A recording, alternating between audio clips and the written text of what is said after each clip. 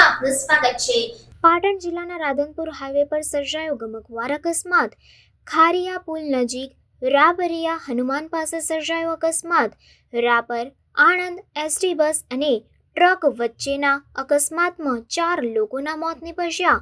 બંને વાહનોના ટ્રક અને ડ્રાઈવર મળી કુલ 4ના મોત નીપજ્યા અને 8 થી 10 જેટલા લોકો ઘાયલ થયા છે। અકસ્માતને લઈ હાઈવે પર ચક્કાજામની સ્થિતિ સર્જાઈ। ઇમરજન્સી 108 એમ્બ્યુલન્સ તેમજ પોલીસ ઘટના સ્થળે પહોંચી ઘાયલોને પાટણ ધારપુર હોસ્પિટલ અને રાધનપુર રેફરલ હોસ્પિટલ સારવાર માટે ખસેડવામાં આવ્યા। Reporter Viram Thakor, crime reporters TV news, Patan.